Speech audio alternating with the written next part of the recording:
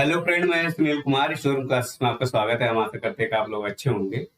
हम लोग देख रहे हैं क्वाड्रिलेटरल का आज ये पार्ट 6 है। अगर आपने इसके पहले वाले वीडियो नहीं देखे हैं, इस चैनल पे अपलोड है, जाकर उसको देख लीजिए। फिर इस वीडियो को देखेंगे तो ज्यादा अच्छा रहेगा। देखिए, हम लोग वर्ग पढ़ चुके हैं, आयत पढ़ चुके हैं, समचतुर्भुज पढ़ चुके हैं और समांतर चतुर्भुज पढ़ चुके हैं। आज हम लोग देखेंगे ट्रेपेजियम, समलंब चतुर्भुज। आइए देखते हैं समलंब चतुर्भुज। समलंब चतुर्भुज किसे कहते हैं? जिसकी दो भुजें समांतर हो और दो भुजें असमांतर हो, दूसरे हम क्या बोलेंगे? समलंब चतुर्भुज। जैसे देखिए, ये इसका फिगर है।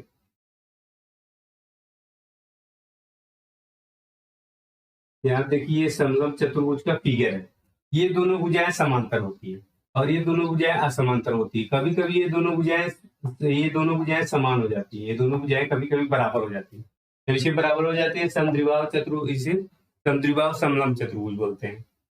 यहाँ पे है ए, यहाँ पे बी, यहाँ पे सी, यहाँ पे डी। यहाँ पे ए डी और ये बी सी क्या है? समांतर है। ए डी समांतर है किसके? बी सी के समांतर है। और ये कभी कभी बराबर भी होते हैं। देखिए, अगर इसमें हम मध्य बिंदु इसका खींचिए, अगर ए बी का मध्य बिंदु यहाँ पर है, इसको हम मान लेते हैं ए बी सी डी हो गया, ई मान लेते हैं इसको। और यहाँ पे देखिए, सी डी का मध्य बिंदु यहाँ पर है, इसको मान लेते हैं एफ, इसको मान लेते हैं। अगर इन दोनों को मिला दीजिए, इन दोनों को मिला देते हैं, ये क्या हो जाएगी? इसकी माध्यिका हो जाएगी। माध्यिका ई एफ की लंबाई कैसे निकालेंगे? तो ई एफ बराबर क्या होता है? इन दोनों समांतर भुजाओं का योग बटे 2 कर दीजिए। तो यहाँ ई एफ की लंबाई कैसे निकालेंगे? दोनों समांतर भुजाओं का योग बटे में 2 कर दीजिए। तो समांतर भुजा यहाँ पे क्या है? ये है बीसी और एडी है। यहाँ पे हो जाएगा ए डी प्लस बीसी बटा क्या हो जाएगा? 2 हो जाएगा। यहाँ पे मान लेते हैं ये भुजा ए है और ये है क्या? बी। यहाँ पे रखेंगे जब एडी बराबर क्या है? बी है।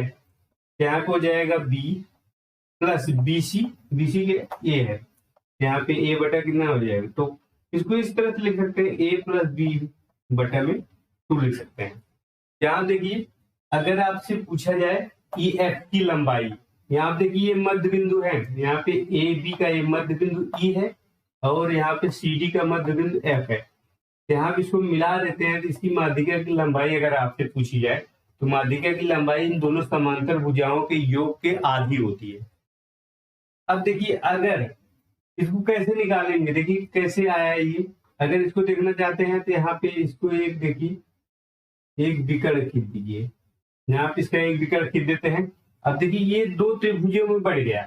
एक त्रिभुज आपको दिख रहा है ए बी सी, देखिए एक त्रिभुज ए बी सी दिख रहा है और एक ए डी सी दिख रहा है। मतलब एक त्रिभुज ये वाला दिख रहा है और एक त्रिभुज ये वाला दिख रहा है। यहाँ देखिए, ये त्रिभुज का ये भुजा ये है, इसकी मान लेते हैं मध्य बिंदु ये है और एक त्रिभुज की ये भुजा मध्य बिंदु ये है। तो मध्य बिंदु प्रमेय से, अगर मध्य बिंदु प्रमेय देखिए यहाँ पे इस तरह से रहेगा। अगर त्रिभुज है ये, अगर ये त्रिभुज है तो इसका मध्य बिंदु यहाँ और इसका मध्य बिंदु यहाँ पे इसको मिला दीजिए। ये भुजा इसकी क्या होती है? आधी होती है। ये भुजा जो है इसकी आधी होती है। यहाँ पे अगर ए है, बी है, सी है और यहाँ पे डी है, ई है, तो यहाँ पे डी ई की लंबाई क्या होगी? डी ई की लंबाई होगी, ये बीसी की क्या होगी? ये बीसी की आधी होगी और इसके समांतर भी होगी। ये दोनों समांतर भी होंगे। तो यहाँ पे यहाँ देखिए मध्य बिंदु मिला है तो ये दोनों समांतर होंगे। अब यहाँ देखिए, इस त्रिभुज में ए बी सी इसी तरह तो बना है, ए सी बी सी, और देखिए इसका मध्य बिंदु यहाँ पर है और इस भुजा का मध्य बिंदु यहाँ पर है। तो इसकी लंबाई अगर हमें निकालनी यहाँ से यहाँ तक, ये मान लेते हैं ये हो गया जी।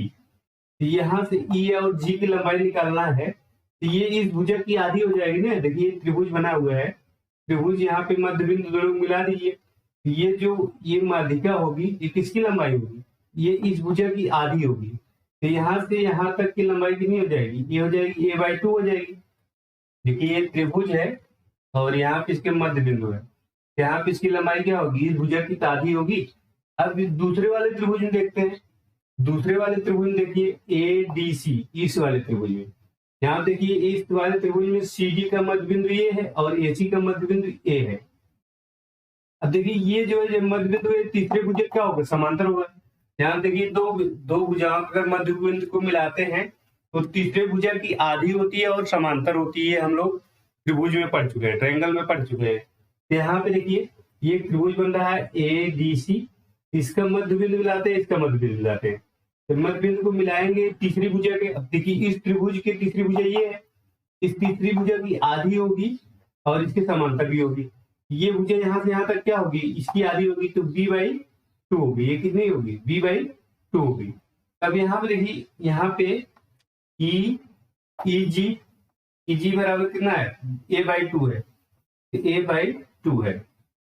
और यहाँ पे GF बराबर क्या है, GF बराबर यहाँ पे है, देखिए b/2 है, तो b/2 है। अगर दोनों को जोड़ देंगे, यहाँ से यहाँ तक और यहाँ से यहाँ तक जोड़ देंगे, तो दोनों जोड़ेंगे तो कितना आएगा, यहाँ से यहाँ तक आएगा EF आएगा, EF। और यहाँ पे इसको दोनों जोड़ेंगे, यहाँ पे आएगा a/2 प्लस b/2, जोड़ेंगे हर बराबर तो जोड़ लेंगे, a प्लस b बटा कितना हो जाएगा, 2। यहाँ पे EF की लंबाई क्या आ गई, a, यहाँ a प्लस b/2 आ गई। तो इस तरह से इसको निकाल सकते हैं। आइए आगे देखते हैं।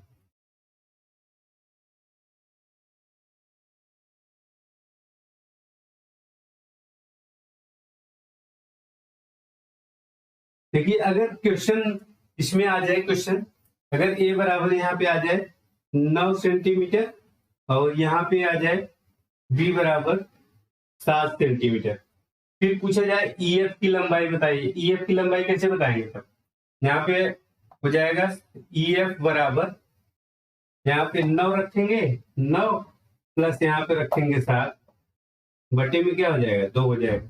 9 7 कितना हो जाएगा, 16 हो जाएगा, बटा में 2, यहाँ पे आ जाएगा 8 सेंटीमीटर। ये किसके कितना आ जाएगा, 8 सेंटीमीटर आ जाएगा। तो इस तरह से अगर क्वेश्चन पूछेगा तो आप कर लेंगे। आइए आगे देखते हैं।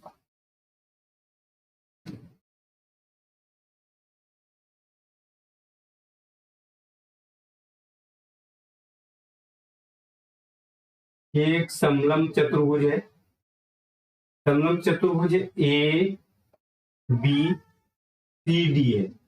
यहाँ पे मान लेते हैं एक रेखा इसको 2 भागों में बांट रही है, E है और यहाँ पे F है। इसका क्षेत्रफल मान लेते हैं क्या, इसका क्षेत्रफल मान लेते हैं M है और इसका क्षेत्रफल N है। कोई जरूरी नहीं है इसका मध्य बिंदु हो, कोई जरूरी नहीं, कहीं भी ये रेखा EF कहीं भी हो सकता है। अब देखिए इसको जो है, इसका क्षेत्रफल इस देखिए यहाँ पे इसमें 2 चतुर्भुज बन गए, एक चतुर्भुज AE और यहाँ पे DF और दूसरा चतुर्भुज EB और यहाँ पे CF। तो यहाँ पे इसका एरिया M है और इसका एरिया N है। ये दो इसको M अनुपात N अनुपात में बांट रही है। तो अगर यहाँ पे अब EF की लंबाई हम निकालना चाहें, ये भुजा मान लेते A है और ये भुजा मान लेते B है। अब EF की लंबाई निकालना चाहे तो EF की लंबाई कैसे निकालेंगे, EF बराबर क्या होगा, देखिए इसका गुणा इसके साथ होगा, ऊपर वाले गुणा नीचे के साथ, और इसका गुणा इसके साथ होगा। ये देखिए ये क्षेत्रफल है, तो यहाँ पे हम क्या करेंगे, इसका स्क्वायर करके इसमें गुणा करेंगे, इसका स्क्वायर करके। यहाँ पे ये भी, ये देखिए ये क्षेत्रफल है, ये भुजा है, इसका स्क्वायर करके इसके साथ गुणा करेंगे। तो यहाँ पे EF बराबर क्या होगा, यहाँ पे इसके साथ गुणा होगा तो MA² प्लस यहाँ पे NB², NB² बटे में क्या होगा, M प्लस N, ये अंडर रूट में होगा। ये अगर इस तरह से दिया जाए, आपकी इसकी लंबाई पूछी जाए तो कैसे निकालेंगे, यहाँ से देखिए इसका इसके साथ गुणा कर लेंगे, स्क्वायर करके गुणा करना है, इसका इसके साथ गुणा, इसके बाद यहाँ पे इसका इसके साथ गुणा करके स्क्वायर करके गुणा करके जोड़ करके भाग में क्या करेंगे, M प्लस N। तो यहाँ पे इस तरह से इसको क्या कर सकते हैं, निकाल सकते हैं। ये M जो है ना, ये क्या है, क्षेत्रफल है। यहाँ पे क्षेत्रफल इस अनुपात में होना चाहिए। यहाँ देखिए ये दोनों क्या है, अनुपात में, दोनों क्षेत्रफल क्या है, अनुपात में है। तो इस तरह से इसकी लंबाई निकाल सकते हैं। देखिए अब ये कहाँ से आया, इसको भी निकाला जा सकता है, लेकिन उसका डेरिवेशन काफी लंबा है, तो डेरिवेशन रहने दीजिए, काफी लंबा हो जाएगा। आइए आगे देखते हैं।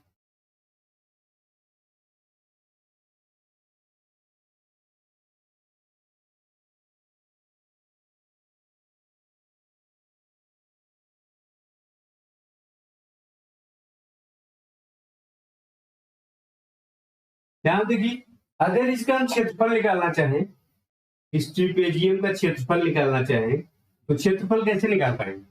देखिए यहाँ पे अगर एक विकर्ण हम खींच देते हैं, यहाँ पे एक विकर्ण खींच देते हैं, ये बिगड़ इसको दो त्रिभुजों में बांट रहा है, आपको दिख रहा होगा। एक त्रिभुज यहाँ पे आपको ए बी सी दिख रहा है और दूसरा त्रिभुज ए डी सी दिख रहा है। इधर वाला त्रिभुज, एक इधर वाला त्रिभुज, दोनों त्रिभुज का एरिया निकाल लीजिए।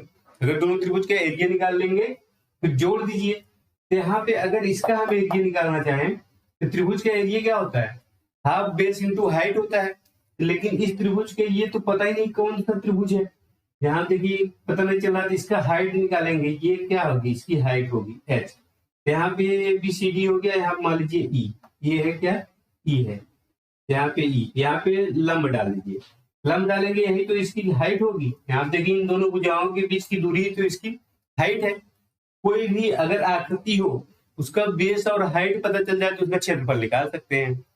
यहाँ पे देखिए इसका ये हाइट है और ये जिस पे लंब डाला है वही तो बेस हो जाता है। ये भुजा मान लेते ए है और ये भुजा बी है, तो ये भुजा हमने बीसी पर लंब डाला है तो बेस इसका क्या हो जाएगा, बीसी हो जाएगा और हाइट इसकी क्या हो जाएगी, एच हो जाएगी। अब त्रिभुज ए बी सी का क्षेत्रफल, त्रिभुज ए बी सी का क्षेत्रफल क्या होगा, का क्षेत्रफल होगा हाफ बेस, बेस देखिए जिस पे लंब डाला जाता है वो बेस हो जाता है, तो बेस ए है, half base into height, height क्या है, एच है, हाइट एच है। ये त्रिभुज हो गया। अब इस त्रिभुज के क्षेत्रफल निकाल लें और इसमें जोड़ जोड़ देते, ये चतुर्भुज का एरिया आ जाएगा। इस त्रिभुज के क्षेत्रफल के लिए इसकी हाइट चाहिए, इसकी हाइट यहाँ पे देखिए इस पे लंब डालते हैं, ये इसकी हाइट हो जाएगी। यहाँ पे ये देखिए ये यहाँ तक नहीं ले रहे हैं, ये केवल इसकी हाइट ले रहे हैं, हाइट एक ही वही रहेगी। देखिए ये क्योंकि दोनों समांतर है, जब समांतर है तो यहाँ पे इसके बीच की दूरी हर जगह इसके बीच की दूरी बराबर होगी, क्योंकि ये दोनों रेखाएं क्या है, समांतर है। यहाँ पे ये हाइट और ये हाइट बराबर रहेगी। अब यहाँ पे इस वाले क्षेत्र, इस त्रिभुज का क्षेत्रफल क्या होगा, अब देखिए हमने इस भुजा पे लंब डाला है, देखिए किस पे लंब डाला है, यहाँ पे एडी पे लंब डाला है। जब एडी पे लंब डाला है तो ये क्या हो जाएगा, ये बेस हो जाएगा और ये क्या हो जाएगा, हाइट हो जाएगा। तो त्रिभुज ए डी सी का क्षेत्रफल, त्रिभुज ए डी सी का क्षेत्रफल बराबर क्या होगा, half base into height. Half base क्या है, बेस यहाँ पे एडी है और हाइट क्या है, हाइट तो यहाँ पे दोनों इसके बीच बराबर रहेगी। यहाँ पे हाफ बेस क्या है, बेस बी है, इंटू हाइट क्या है, हाइट एच है। अब देखिए दोनों अगर जोड़ लेंगे, इसका एरिया जोड़ लेंगे और इसका एरिया जोड़ लेंगे, दोनों का एरिया जोड़ लेंगे तो ये क्या है, समलंब चतुर्भुज का एरिया आ जाएगा। इस दोनों को जोड़ लीजिए, दोनों को जोड़ेंगे तो यहाँ पे समलंब चतुर्भुज का एरिया आएगा, ए बी सी डी का एरिया आएगा, ए बी सी डी का एरिया। तो यहाँ पे जोड़ेंगे, देखिए जोड़ेंगे तो ये आएगा, कॉमन हो जाएगा, 1/2 कॉमन हो जाएगा। तो यहाँ पे बचेगा क्या, ए प्लस बी, ए प्लस बी और एच भी कॉमन हो जाएगा, तो यहाँ पे एच कर लीजिए। यहाँ देखिए इस चतुर्भुज का एरिया आ गया, इस चतुर्भुज का एरिया क्या है, हाफ, यहाँ पे दोनों समांतर भुजाओं के, ये दोनों जो समांतर भुजा ना पैरेलल लाइन है, इन दोनों का सम इंटू क्या है, इंटू इनकी बीच की दूरी, मतलब वही एच। यहाँ देखिए दोनों समांतर, जो समांतर साइडें है ना इसकी, दोनों इसका सम कर लीजिए, इंटू हाइट एच का गुणा कर लीजिए, ये इसका क्या हो जाएगा, क्षेत्रफल हो जाएगा। ये दोनों समांतर भुजाओं का योग गुणे उसकी दोनों बीच की दूरी मतलब हाइट। यहाँ पे इसका ये क्या आ गया, इसका क्षेत्रफल आ गया। अगर इसका परिमाप निकालना चाहे तो परिमाप क्या होता है, परिमाप चारों भुजाओं का योग होता है। तो यहाँ पे ये भुजा, ये भुजा, ये भुजा, ये भुजा जोड़ लीजिए, इसका क्या हो जाएगा, परिमाप हो जाएगा। तो परिमाप होता है चारों भुजाओं का योग, चारों भुजाओं का योग। अगर मान लीजिए ये है और यहाँ पे ये बी है, ये भुजा मान लेते हैं सी है और ये क्या है, डी है, तो चारों भुजा जोड़ लीजिए, A plus B plus C plus D, इसका परिमाप क्या हो जाएगा, A plus B plus C plus D हो जाएगा। तो जब आपको परिमाप पूछा जाएगा तो इसमें जो है आपको चारों भुजाएं दी जाएगी, नहीं तो कुछ ना कुछ तो और दिया जाएगा। तो आइए आगे देखते हैं।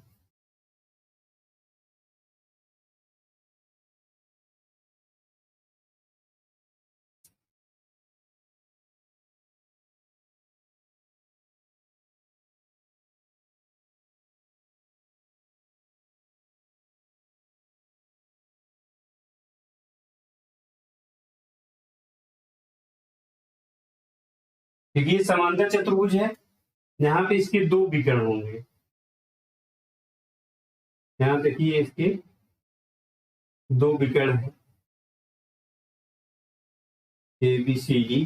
यहाँ पे एक विकर्ण है ए सी, यहाँ पे देखिए एक विकर्ण है क्या, ए सी है, और दूसरा विकर्ण क्या है, दूसरा विकर्ण यहाँ पे है बी डी। तो दो विकर्ण है इसके, ए सी और बी डी।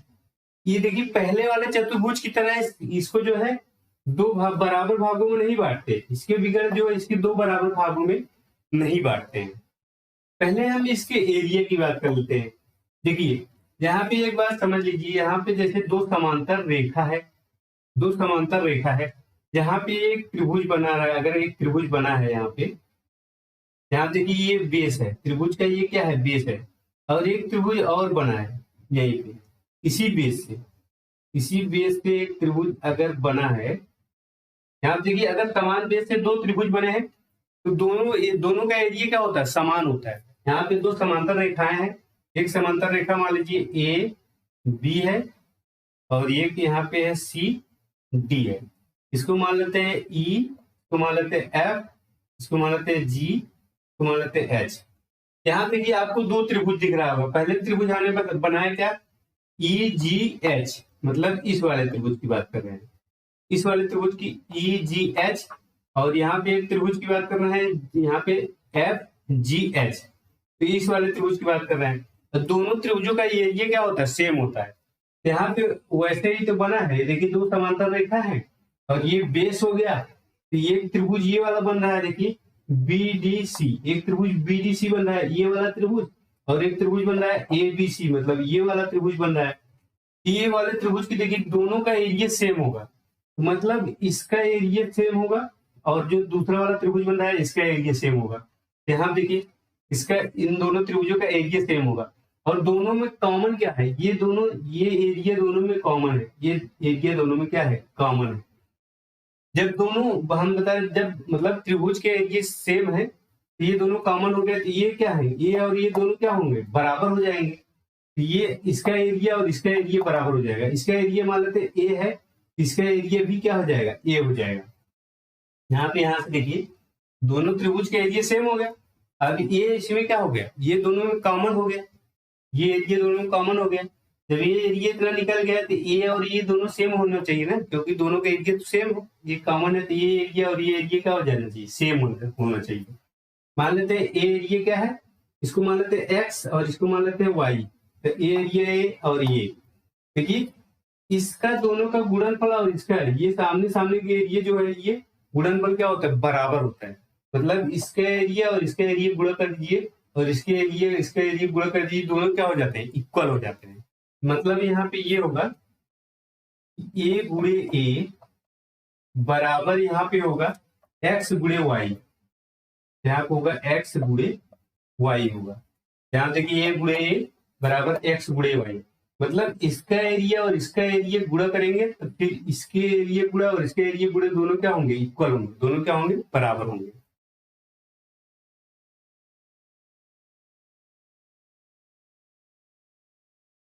तो यहाँ देखिए अगर इसका गुणा करेंगे तो क्या हो जाएगा, ए स्क्वायर हो जाएगा, ए स्क्वायर बराबर एक्स वाई, तो ए बराबर क्या हो जाएगा, अंडर रूट एक्स और वाई हो जाएगा।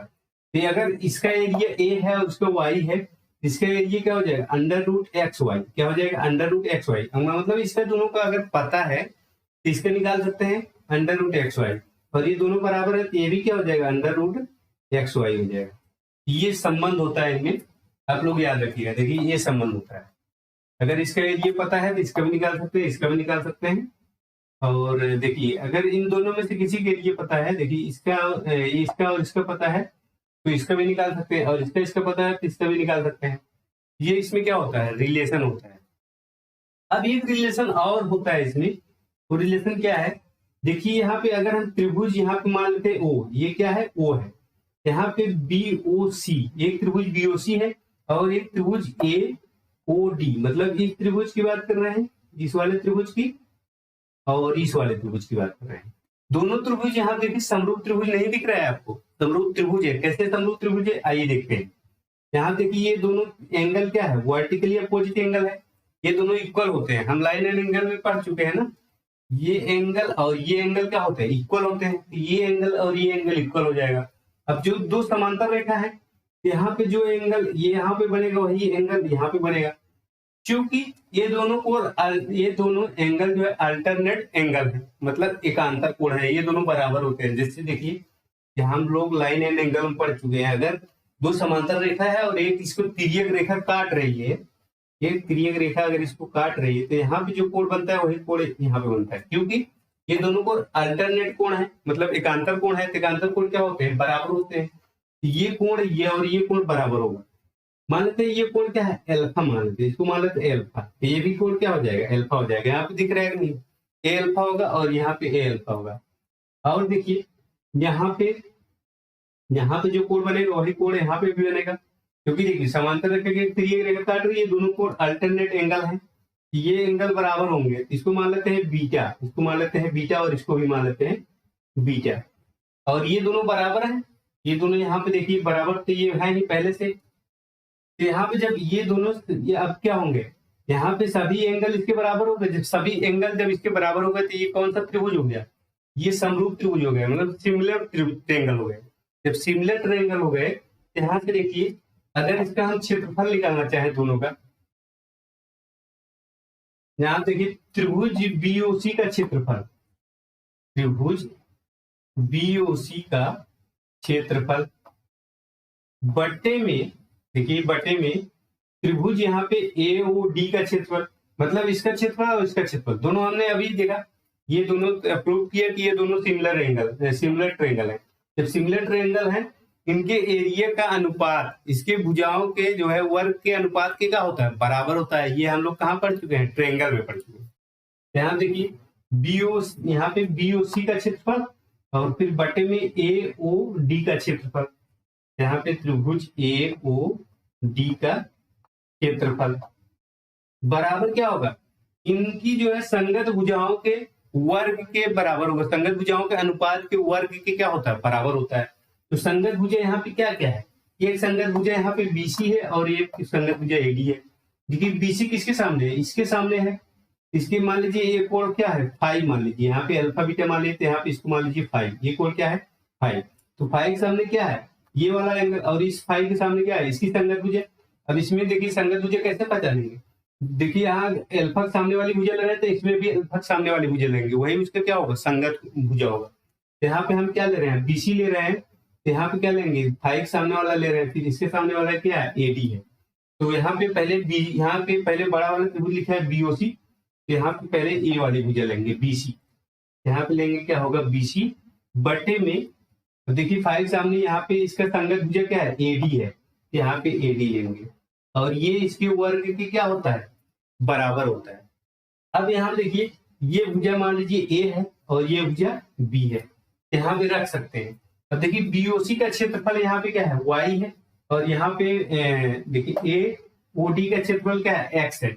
यहाँ पे रखेंगे वाई बटा एक्स इक्वल टू, यहाँ पे क्या हो जाएगा बीसी, बीसी कितना है, ए है, तो बीसी है ए बटा में यहाँ पे बीसी और एडी, एडी क्या है, बी है, इसका क्या है, वर्ग है, इसका वर्ग।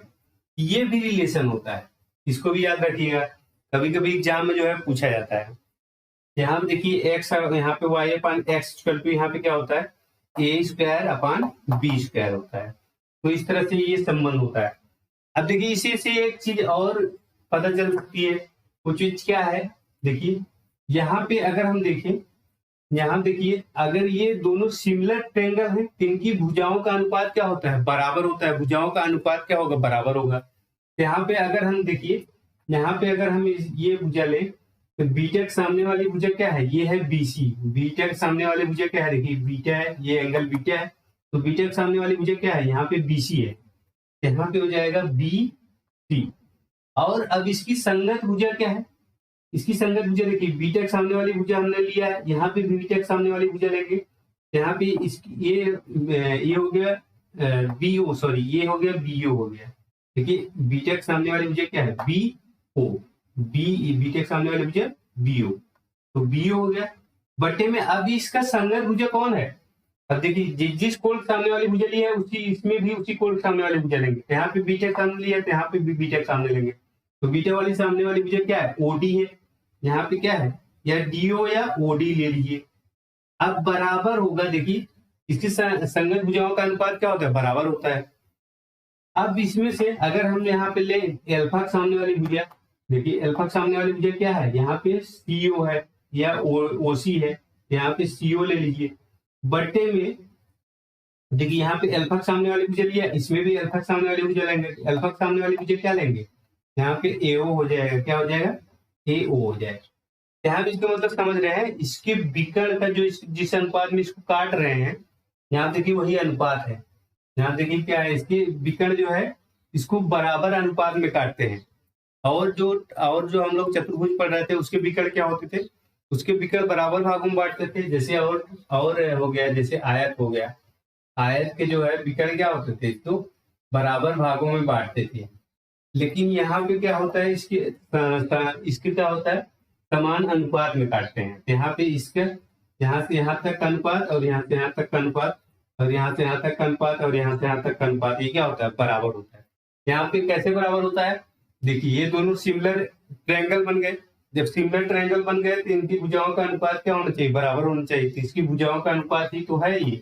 इसका मतलब यहाँ पे इसके जो विकर्ण होते हैं ना, विकर्ण इसको समान अनुपात में विभाजित करते हैं, समान अनुपात में इसको बांटते हैं। तो ये हो गया। आइए आगे देखते हैं।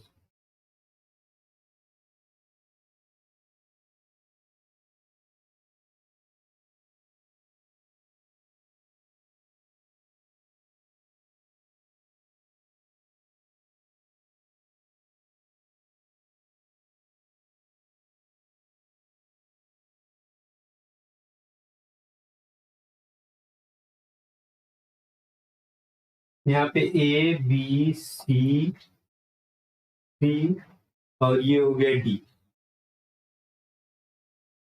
इसके देखिए विकर्ण है, विकर्ण है क्या, विकर्ण है यहाँ पे एसी और ये है बीडी। हमने बताया ये क्या बांटते हैं, समान अनुपात में बांटते हैं।